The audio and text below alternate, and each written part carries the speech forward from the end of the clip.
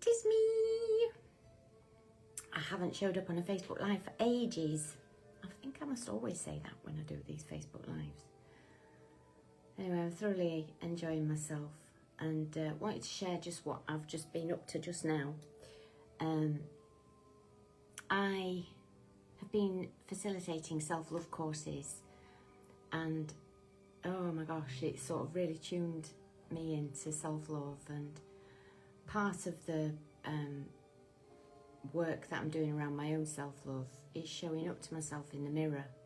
And it's not dissimilar actually to being on Facebook, because unless you're looking at the little dot properly, which makes me feel like I'm making eye contact with you as you're watching this, if I'm looking at me, I'm looking down. So you can, oh, hello Stephen. You can kind of tell when, that's my sweetie pie. You can kind of tell when I'm looking at you and looking at me. Anyway, the thing that I'm doing is that I am talking to myself in the mirror, and it was quite profound this morning, because a lot of the time I'm just giggling with myself. You know, people watching me think I'm nuts, because I am really. And today I started to talk to myself about my feelings, you know, and like as this sunny person who has got a lovely spirit. That's what I see about myself. I do have those down times, like all of us, you know, when I'm miserable. And in my childhood, you know, I kind of got it. I got taught, and you get taught by society anyway, it's not just family, that it's not okay to be miserable. And so there I am looking at myself in the mirror this morning saying, I said to myself, you've got a lovely spirit, it's really lovely, you know, all that lovely bubbly energy that I have. And I said, and it's okay to be miserable at times, Sunday, you know. And I'd said to myself in my eyes, I'm saying, it really is, even if you don't really believe it, it really is okay to be miserable, to be nostalgic, to put music on that fills my emotions and has me feeling a bit leaky around the back of the eyes. It's okay to be angry. It's okay to feel that anger. It's okay to express it, as long as I don't express it on other people, project it onto. And I learned, like most of us in our younger years, that it's not okay to be miserable, because you're sort of like bringing the energy down. Well, hell, you know, like, I wonder, you know, just a theory, that the fact that we suppress so much misery in the world, that we're all sat on the top of this misery pile, that if we started crying, all of us, crying for the world, crying for ourselves, crying for all the loss, or whatever, that we would perhaps feel like we'd never stop crying. So that's why we suppress it all down. So if you need permission to be miserable this Christmas, you've got mine. And I give myself permission to get into my romantic nostalgia of thinking of the past, and thinking of my childhood Christmases, and thinking of when my children were around, and give myself full permission to feel all of that. And he's getting ready to go out for coffee. I won't be long. Just clean the car out, will you, honey, whilst you're there? He's ignoring me. Either that, he's got his earbuds in. So you've got my full permission to, if you feel miserable. Because what I've noticed about my misery is that when I fully embrace it and fully accept it and be with it and cry and sob and do my funny thing on the floor that I do when I'm really, really miserable, and God knows there's been many a time in the past where I've been wailing like a banshee on the floor, making the most peculiar noises that when I started to do them, I felt like I was losing the plot, you know? He doesn't know what bin to put that rubbish in. Oh, I think he's sourced it. So, you know, that if you have yet to find your own misery place, and it is easier when you've got somebody who loves you, that can witness you and not join you in that and or get cross with you. Because how many of us got cross and got told, if you cry, I'll give you something to cry for, you know? And God, wasn't that awful, when all we wanted was a hug and somebody to love us better. But probably because they never got loved better, and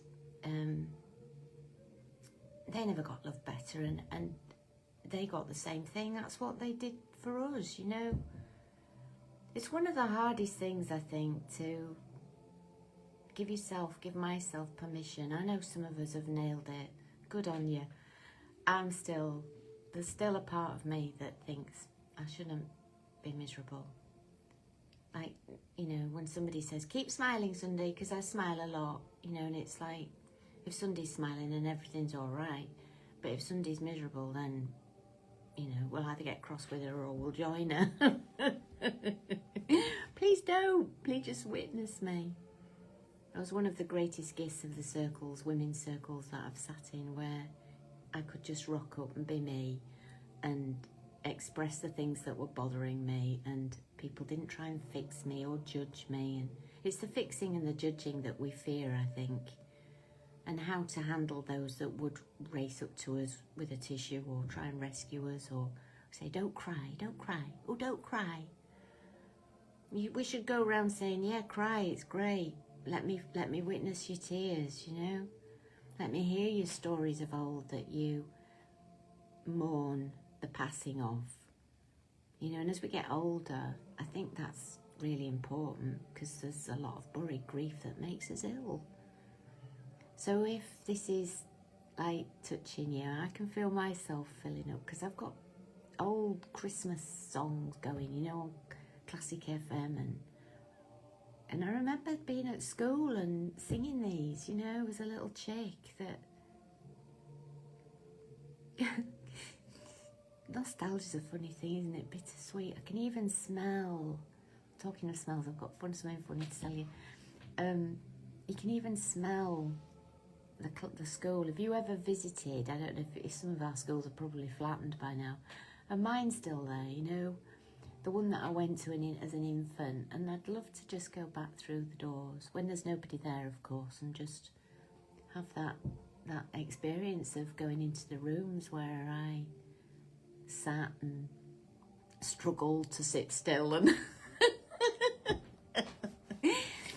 and never got sweets on Friday because I was always the naughty girl and my name was on the blackboard. Do you remember blackboards and chalk and those funny old desks that we sat in that had a lid that people in, when you were at senior school, people used to stick them down with chewing gum, and you used to have to go like that to lift the lid. And at the infant school, when they had a little inkwell and that thing for your pen across the top, and then people had graffitied in it, carved in it, and then you added to it a little bit when the teacher wasn't watching. And we had a grapevine in our classroom. It grew outside in the top classroom, and it was on telly once, was this, I've got a picture of it somewhere. I might put it in, actually. I'll find a picture of this grapevine of me as a little chick with the headmaster pointing. We were doing some artwork or something on this table of 4. Yeah, I'll pop it underneath in the comments. And yeah, so Christmas does bring up nostalgia. You know, I bet some of us have got Christmas decorations that we're sticking on the tree that bring back memories, and it's okay, you know. It's like part of the process is missing those that aren't in our life now, and missing those.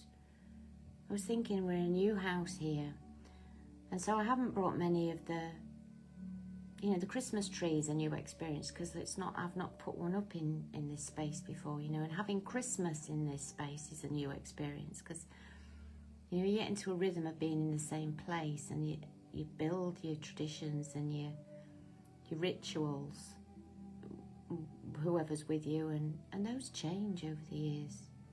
I remember one daughter of mine saying quite angrily, because that's my story, that they're not in my life, saying angrily to her other sisters, yes, come on, it's time for us to have our own traditions around Christmas and birthdays now.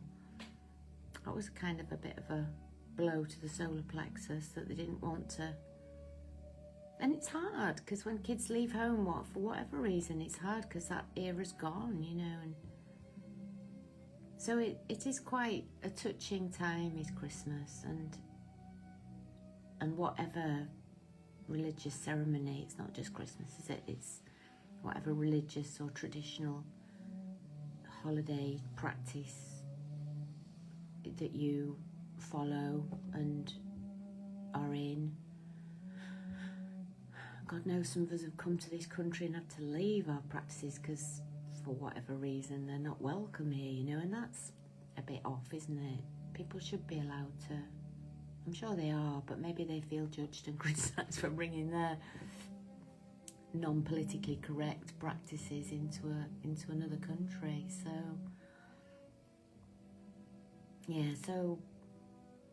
yeah, this Christmas give love to yourself and give yourself permission. Sunday I'm listening to myself. Give yourself permission to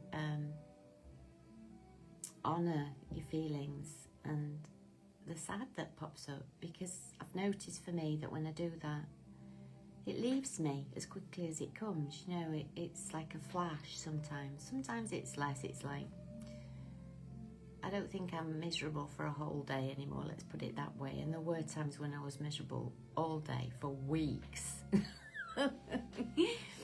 I'm glad those days are over, but who knows, they might come back, you know, with a loss, another loss of some kind, you know, and change is a loss, you know.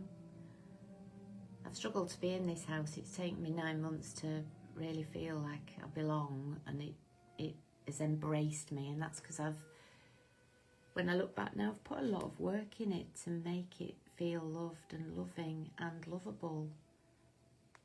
And it was a stretch at the beginning, you know, I was miserable at the beginning with the change.